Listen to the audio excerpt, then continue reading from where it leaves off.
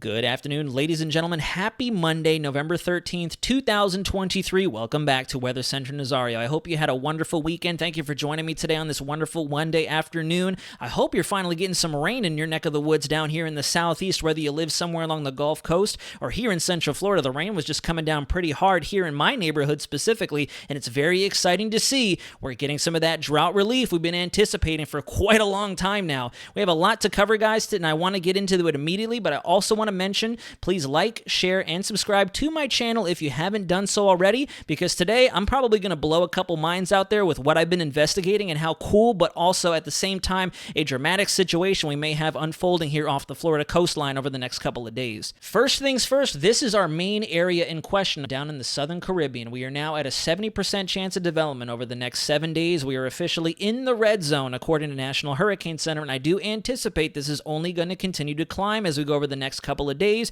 especially once we take a look at our latest European ensembles, especially the probabilities of seeing a tropical depression down there. And I'm going to tell you right now, don't be surprised if we suddenly get a little bit of a blob off the east coast of Florida, and I'll tell you exactly why as we proceed through the video. Real quick, we're going right into our probabilities, and as you see down there in the Southern Caribbean, we are officially maxed out in terms of our tropical depression probabilities. You can see that dark red shading in the center of this area of color coding. That is the 99.9% threshold of the European model, folks. So the Euro is 100% confident at this point we are going to see tropical depression formation, and it is anticipated to transition rapidly off to the northeast and north-northeast, affecting Jamaica, the eastern parts of Cuba, and especially Haiti. We're going to get into some of the rainfall totals we're forecasting for that area here in a moment. If you look off the southeast, though, we're starting to see a little bit of gray shading off the Florida coastline, off the Gulf Coast, and then even on the east side of Florida as we go over the next 5 to 7 days. Very, very interesting setup I've been investigating over the last couple of hours here in the Weather Center, and I want to communicate that to you the best I can because it's very, very particular what we have unfolding down there. All right, first things first, we're going to start in the southeast. So as you look on the left-hand side, we do have our low pressure center moving across the Gulf of Mexico, dumping heavy amounts of rainfall along the Gulf Coast as it does so.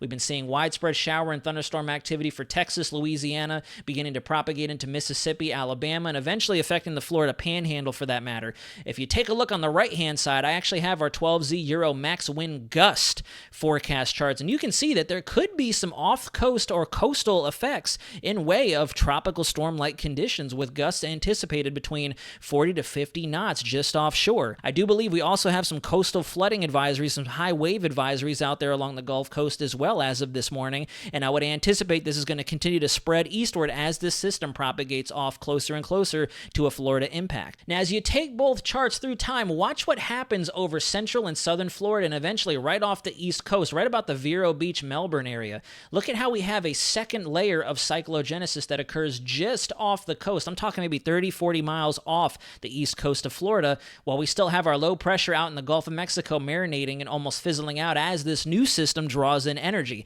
At first, I was very against people highlighting this for tropical development, but hear me out. I'm going to take you up to 500 millibars, and we're going to actually see how our system in the Gulf is attracting something that maybe could have tried to form in the Caribbean, didn't have a chance to do so, and now it's tapping into the environment associated with the vorticity, kind of driving that blob of moisture in the Gulf as we speak, and eventually going to develop a secondary system off our east coast. This is on 0Z, the 17th of November, so this is Thursday night, headed into Friday, and if you look, once again, we're looking at a very strong wind event just off the east coast. The Euro is thinking we could see somewhere in the realm of 46 all the way up to approaching 58 knots of wind, at least in terms of peak gusts, just off the Space coastline. This is definitely going to help with some beach erosion, high surf conditions, rip currents nonetheless, so this could be a potentially dangerous situation if you guys had plans Friday morning and especially into Saturday as this system decides to take shape. So we're going to begin with phase 1 of what I'll call our investigation, or our tropical investigation, and this is very tricky. You might want to look very closely. We're looking at our 850 millibar temperature anomaly.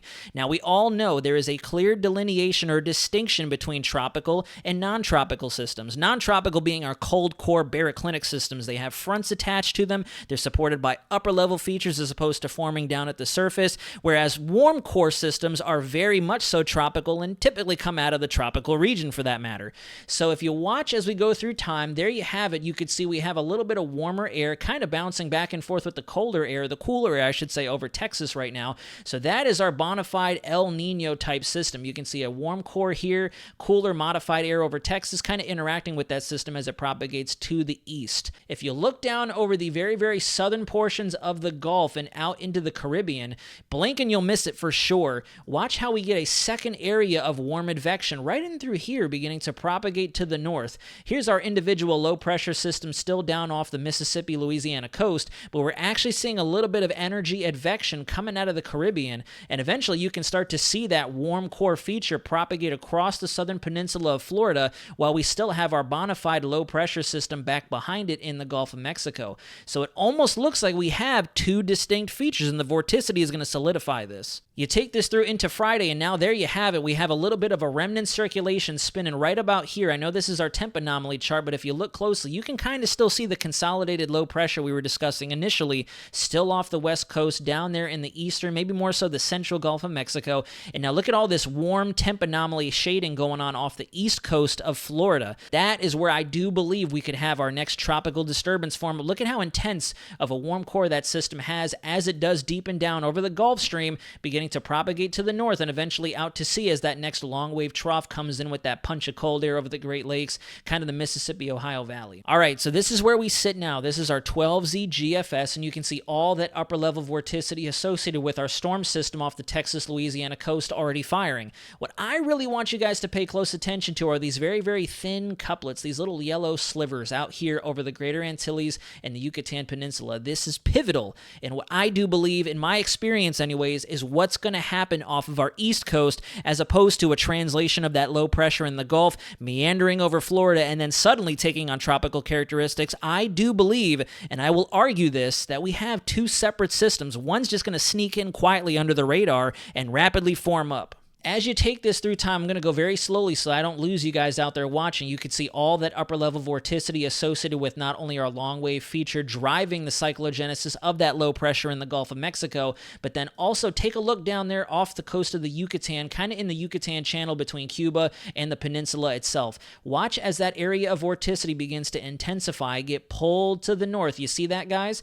Pulled to the north over Cuba, headed into the Keys, and then there you have it. As it begins to propagate up into south and southeastern Florida, notice how now we have two distinct areas of circulation or rotation in the upper levels of the environment. Here's our trough and our distinct area of vorticity associated with the low pressure that's driving our wind event for the Gulf Coast off the west coast of Florida. And here's another area of spinach going on in the upper levels just off the southeast tip of Florida.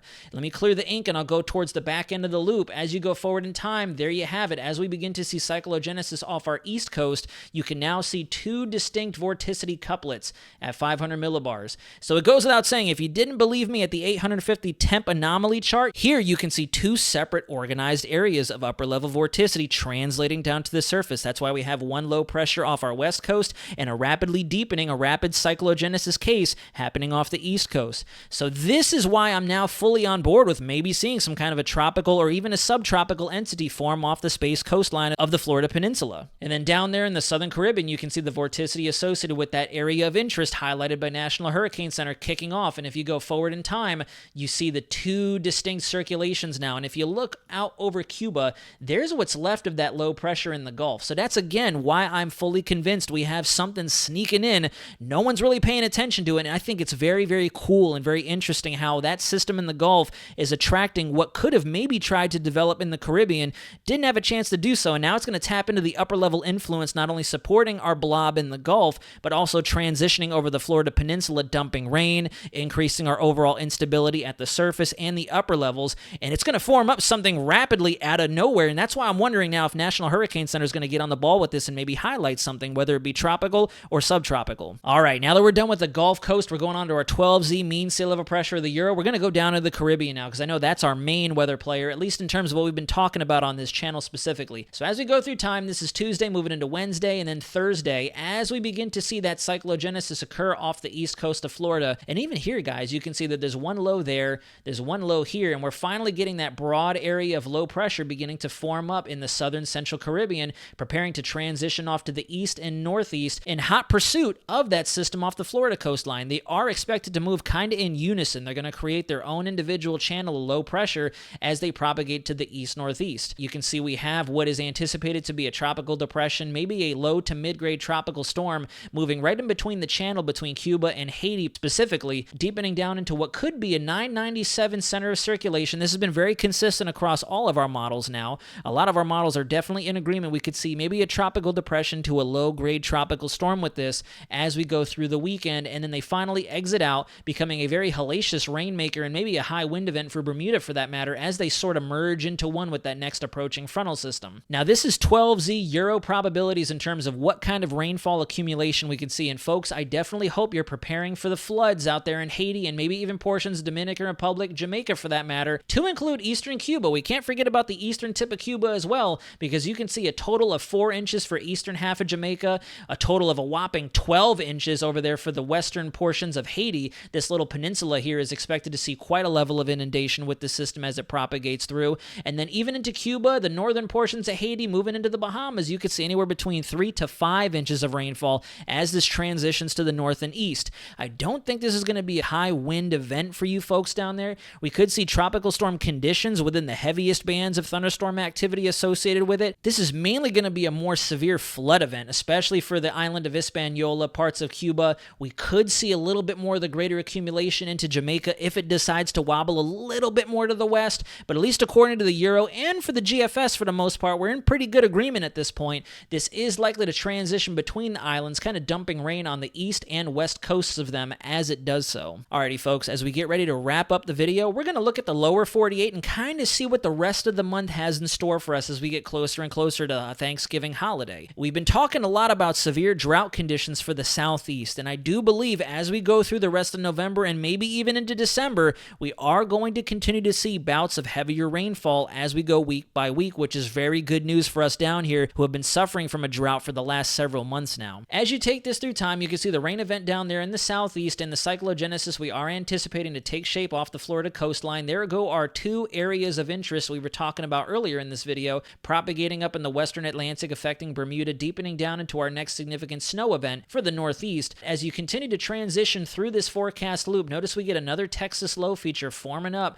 over the panhandle of Oklahoma and Texas, creating another widespread rain event for our folks along the Gulf Coast moving into Florida. This could possibly unfold into a severe weather event. We are still a little ways away. This is 222 hours out, so we'll do a little more investigating as we get closer in time. But the key takeaway here is rain is coming and rain will continue to fall, thank Jesus. Because once again, as you go even further into the loop, you get another Gulf blob that the GFS is anticipating could try to move its way to the north, once again dumping copious amounts of rain for the southeast United States and then transitioning very quickly into the Atlantic. Now at this point in the time, I'm not going to go any further into the run because we are approaching GFS La La Land, but you kind of get the picture. At this point in time, as we go week by week, we are anticipating surface wave by surface wave to help keep our rain chances fairly elevated to prevent us from falling into another drought situation. Alrighty guys, we're going to close out the video. I do hope to see you tonight at our 8 p.m. Tropics Talk, where we're going to get even more involved with everything we discussed in this video, as well as what to expect as we go down the road and get ready to close out hurricane season 2023.